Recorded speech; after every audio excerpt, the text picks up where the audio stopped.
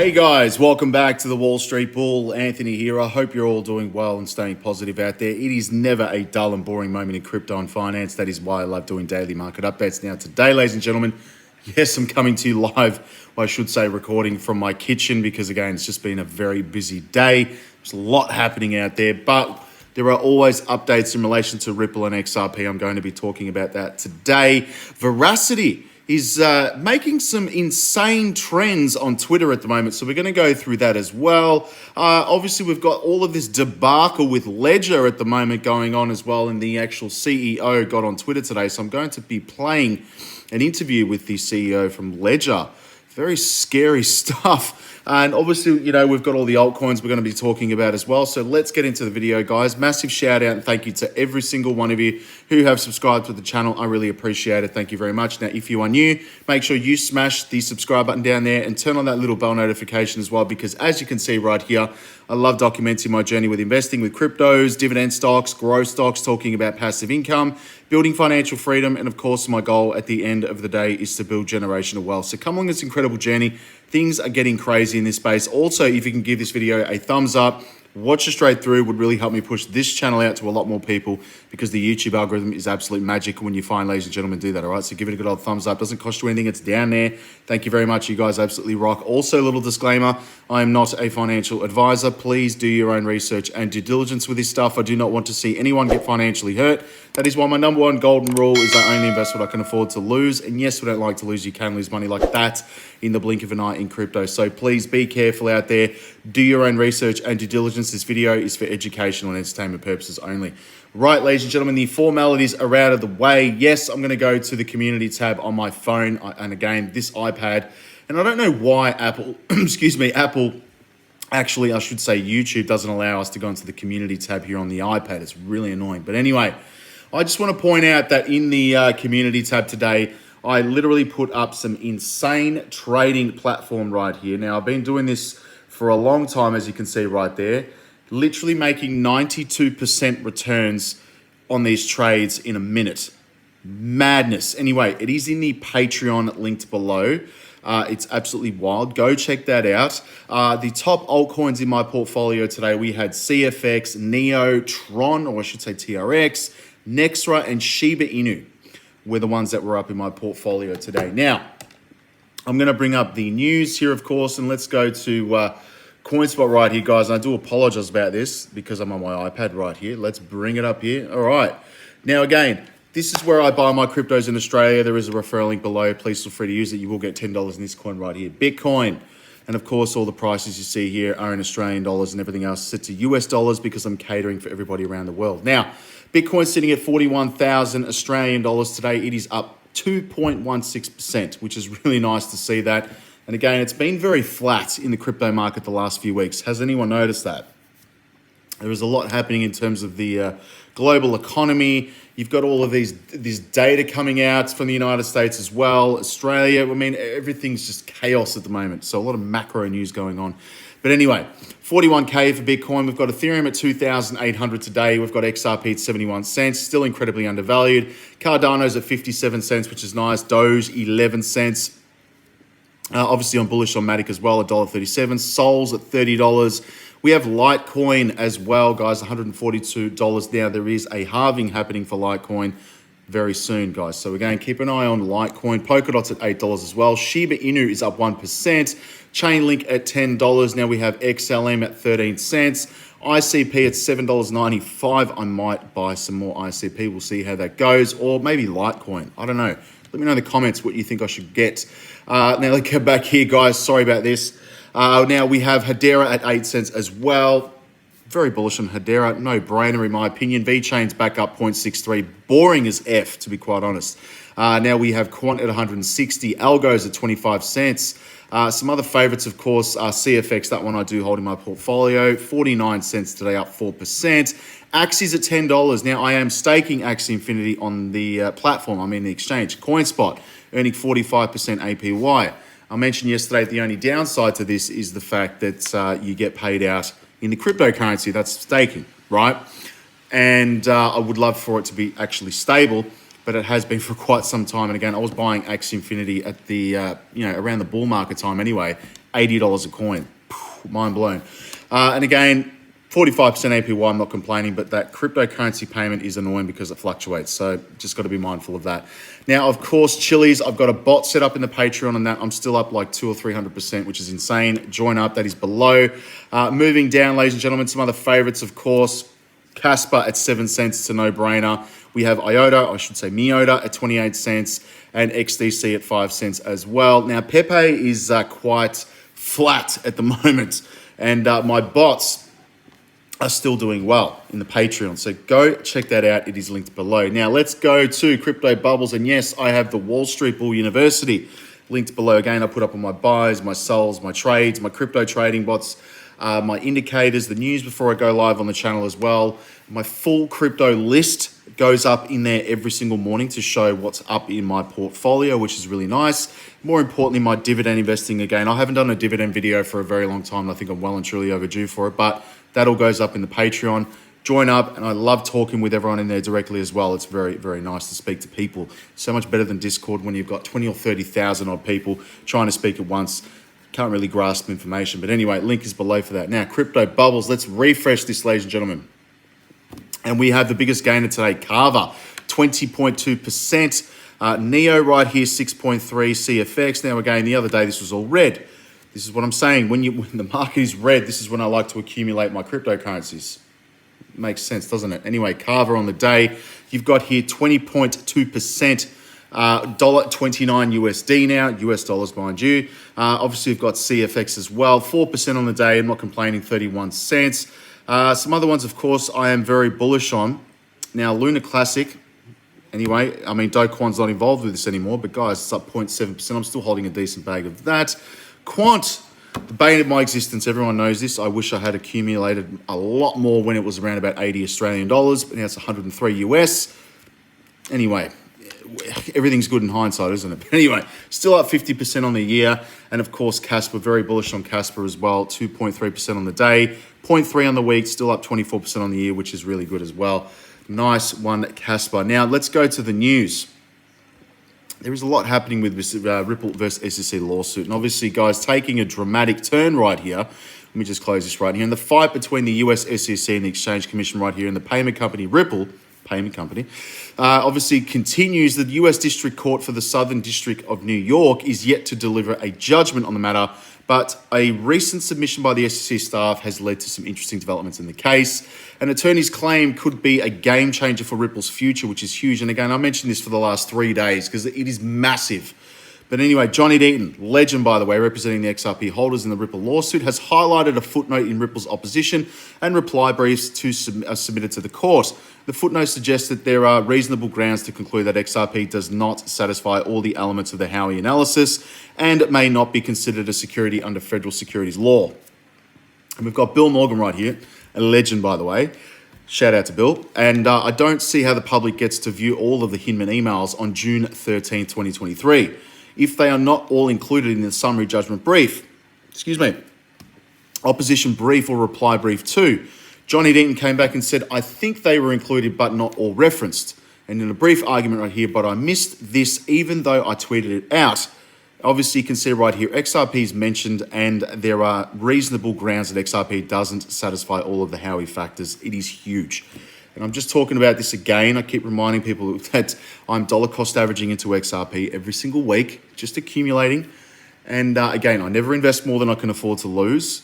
And, you know, I really do believe that Judge Torres will be positive in the ruling and agree that XRP is not a security. And basically, that's the basis for the entire argument anyway. And mind you as well that I believe that it will be one of the, if not the only cryptocurrency with legal clarity. It is huge. And I'm wondering what's going to happen with Ethereum. Anyway, now let's go down here.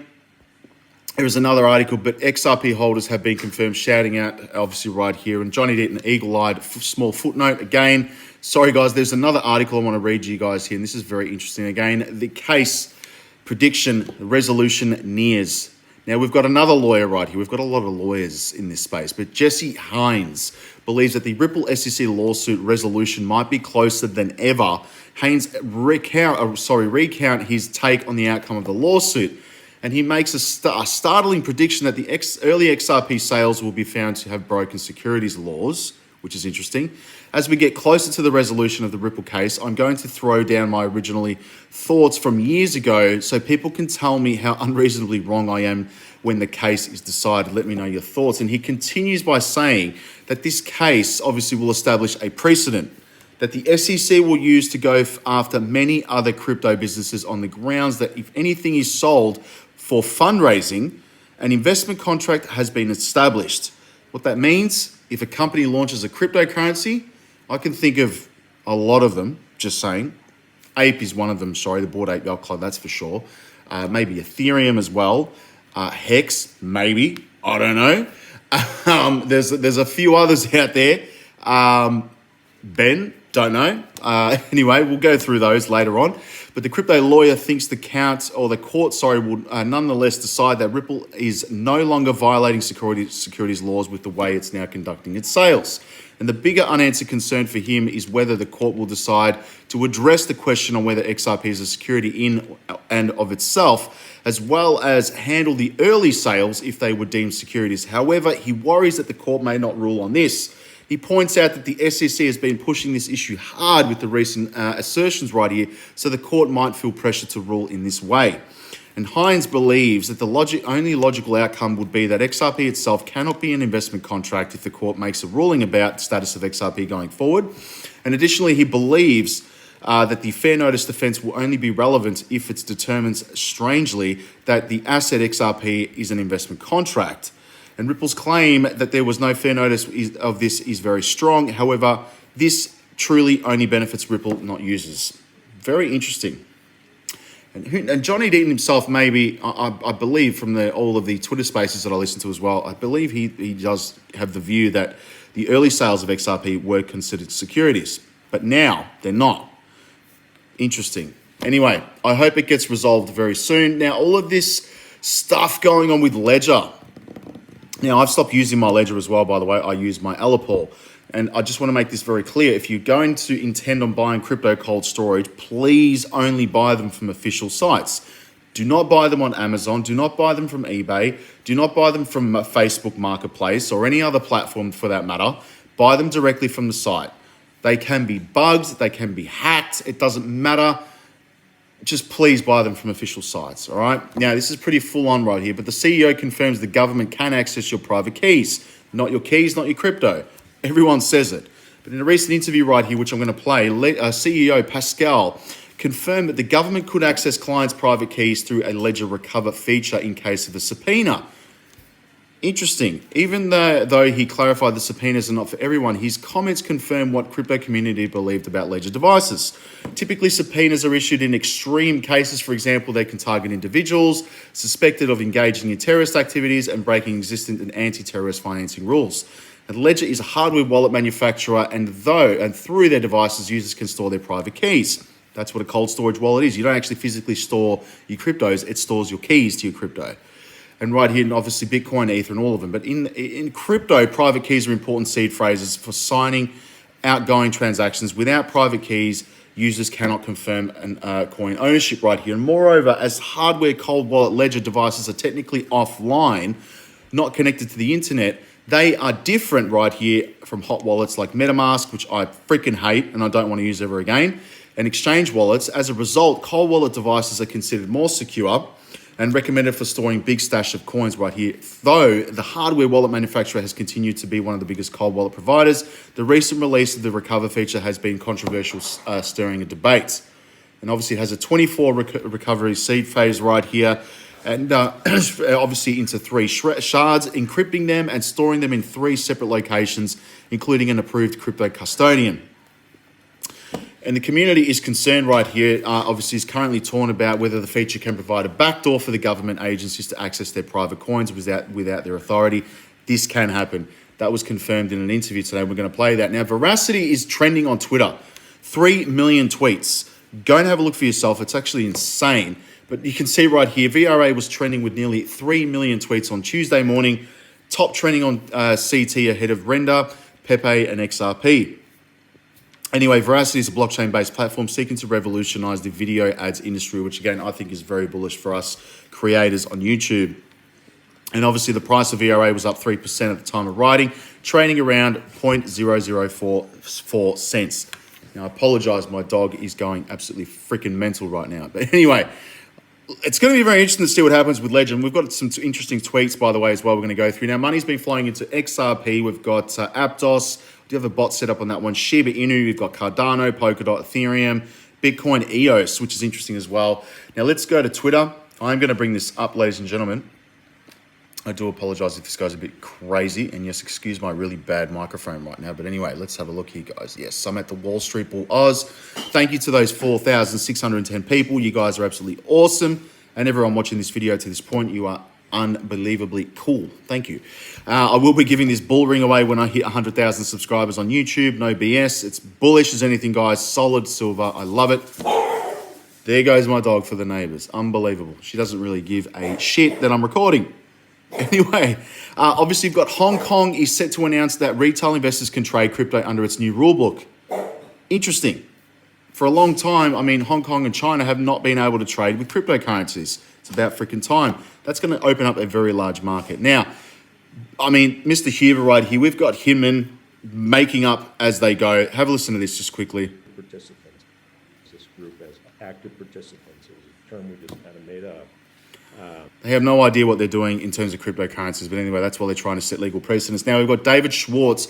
I have a suggestion for Ledger that might end this debacle. Apologise for the poorly thought-out announcement. Don't sign and release the firmware as planned. Look at this, guys. Instead, create two firmware streams, one with a recovery and one without. Ship the firmware without recovery. Permit changing streams, but wipe all key material in the stream change. Publicly and clearly commit to never introduce a feature to existing products in their default firmware streams that permits key material to leave the device at any time other than what is generated. Publicly and clearly commit to always requiring keys be wiped when switching streams, ensuring that the prompting around the recovery feature forces their user to fully acknowledge their understanding and that this feature can make their keys available to governments and civil litigants who sue them. Full blown. Anyway, moving on right here, we have the CEO of Ledger. Let's have a quick listen to him quickly. The three entities and, the way that this is built, but we've released a lot of content. The way that this is built, you can only, only the user can sort of call back the three shards. The only concern really is if we get subpoena by a government to say now, this user specifically, we would like you to, retrieve the three shards, etc. So that's not a real concern in the end because for several reasons. One, you only get subpoena like this by governments if it's a serious act, like, terrorism, drugs, etc., etc. Like, it's not true that the average person gets subpoenaed every day. Can I just interrupt there? Coinbase had all their customer data subpoenaed by the IRS. I'm not sure what happened there. But anyway, guys, I think you need some better rings, don't you reckon? Anyway, scary stuff with Ledger. And again, Hong Kong to allow retail traders, obviously, to buy and trade in cryptocurrencies, which is nice. Crypto Eerie, big fan of your channel. Thank you very much for this post. No and no, Ledger. Anyway, obviously, we've got the agents will be sent to Singapore, Germany, and Colombia and Australia. The IRS deploys attaches as country acknowledge a global need for crypto regulations right here. It's going to be very interesting. Now, again, moving down, ladies and gentlemen, yes, the Formula One Grand Prix is happening in Monaco today. Now, Amelie right here, if that's how I pronounce your username, but look at this. I truly believe that XRP will hit over $10,000 per coin and is designed to move trillions of dollars a day and hundreds of trillions of dollars a year. And again, this is David Schwartz. It can't be dirt cheap. That doesn't make any sense. If XRP costs $1, they'd need 1 million XRP, which would cost $1 million. If XRP cost $1 million, they'd need 1 XRP, which would again cost $1 million. Anyway, moving on, we've got Fed now talking about Ripple right here. Bullish as anything, guys. And again, a recommendation of a partnership. Keep an eye on this space as well. And of course, Forbes saying an article right here, the SEC went overboard in campaign against Ripple. Of course they did because they're trying to get regulation. Now let's get into coin market cap, ladies and gentlemen. I'm going to bring this up. I'm going to make this big right now, and I do apologize, I've disappeared from the screen. But anyway, we've got Obviously, my portfolio right here, and if I go to the change, we've got NEO, CFX, UFO, Anchor, Illuvium, VTHO, Casper, NEA, BTT, Matic, Reef, bullish on Reef. And again, the only coins I'm really focused on right now are the banking coins, as everyone can see right here. And again, I'm not going to go through them all. This is the ultimate list in my opinion, not financial advice. I'm just slowly dollar cost averaging into every one of these cryptos for diversification. And I would love to see XRP absolutely moon all time right here. You can see 7,000%. That would be absolutely insane. But that is it today, ladies and gentlemen. I'm out of here. Thank you very much for sticking around. I will be back tomorrow and I'll be filming from the office. Hopefully, fingers crossed, it's going to be a busy day. But anyway, stay safe, guys. I'll speak to everyone tomorrow. Make sure you join the Patreon. It's very bullish. And follow me on social media as well, because there's a lot of fake accounts. Be careful. Thanks, guys. I'll speak to everyone soon. All right, stay safe. Peace out. Bye.